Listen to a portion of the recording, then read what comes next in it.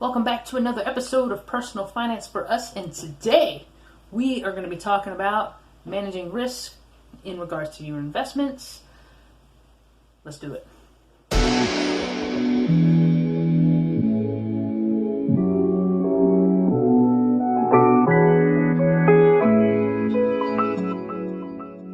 Okay, so risk is important to understand before purchasing any kind of investment.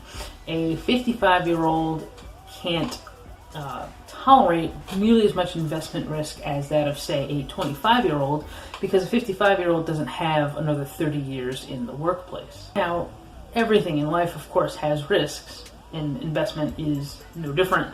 The most mundane things that we don't think about have risk. Just getting into your car and driving to work has risks. Exercise has a risk of injury, but sedentary lifestyle increases your risk of so many other things like metabolic and cardiac disease. So everything you do or don't do has an associated risk with it.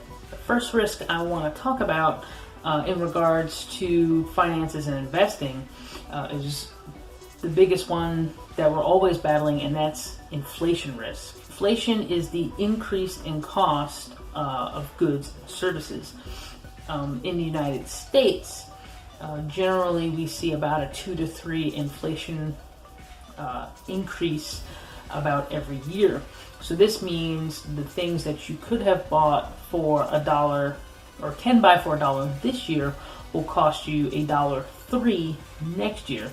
So this means there's risk by just holding on to money, period, because the money you have today is going to be worth less tomorrow. This means that not investing at all and stuffing all of your money inside the mattress is inherently risky. Think about it. Sure, you may have $100,000 tucked away today, but every year you're going to lose about 2 to 3%. That same $100,000 you have had way more buying power 20 years ago, and is going to have way less buying power in another 20 years. Remember your grandma telling you that she could go to the movies and she'd see a couple of cartoon shorts in a movie for 35 cents? Today you get some sorry rehash of a movie that was already done 25 years ago, and it's preceded by a bunch of ads for $12. That's inflation. Stocks are inherently risky as numerous factors can cause their price to go up and down, including human reaction and human emotion. This is why I'm an ambassador for long-term investing, because in the short term, stocks are going to go up and down as consumer confidence goes up and down. Simply staying in the market for years decreases your risk as opposed to trying to trade within a few hours. Stocks can also be risky if you're not diversified. Companies have life cycles just like humans do. No company is going to live forever. In fact, some are just plain frauds. Nicola. So much like we've talked about before, it's important to diversify your stock portfolio and pick quality companies that you believe in and that you know have strong leadership and strong financials. This helps lower your risk. Bonds have risk as well. As we talked about in our Bonds 101 video, when you buy a bond, you are effectively acting as the bank without the ability to pick the interest rate or foreclose if you don't get your money back. This is why lower rated bonds or bonds with associated with a company with a higher risk profile will offer more interest. They're letting you know up front that they just might default, and that's why they want your money in the first place. Real estate for sure comes with some risks. As we mentioned in the Real Estate 101 video, real estate comes with the 3 T's: tenants, termites, and toilets. Real property can of course be destroyed. Granted, that's what insurance is for, but that's still an additional cost. Also, many times real estate is bought on debt. On the subject of debt, debt itself is a risk, a fairly big one, depending on how much debt.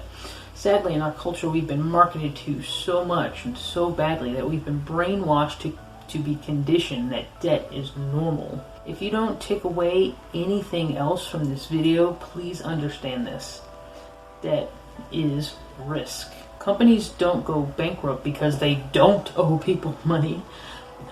I'm not really interested in engaging in the good debt, bad debt debate as much as pointing out that it's important that you understand that debt is a risk. The best way to really illustrate this is to use an example of having a mortgage on your home.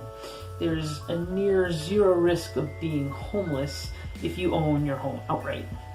The only thing you have to keep up with is taxes and insurance. Other than that, the only other thing you have to worry about are natural disasters, and there's anything anyone can do about that. And again, that's what insurance is for. So if you chose to heavily invest in yourself and starting up a business first, it's important to understand that you are choosing to leverage your home against the potential upside of starting a business. Again, I'm not saying that's bad.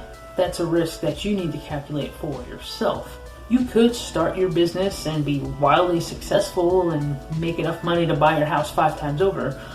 Or you could fail and go bankrupt and as a consequence have to sell your home because you've lost everything. You are utilizing the risk of debt in order to accelerate profit, or at least potential profit. Conversely, if it took you 10 years to pay off your home and then you waited to pay off your house before starting a business, you've effectively lost 10 years of business startup time.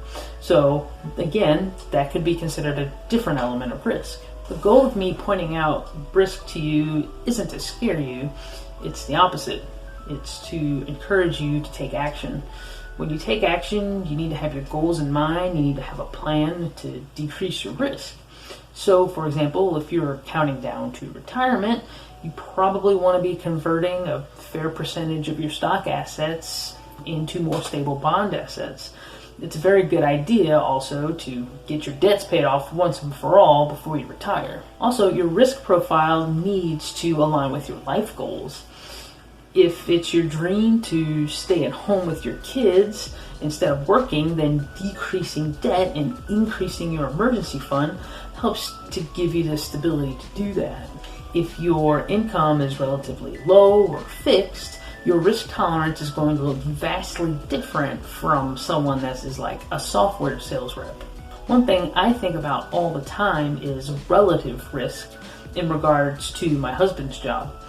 HVAC rounded out a list we read. It was the 25 most dangerous jobs, and HVAC was the 25th.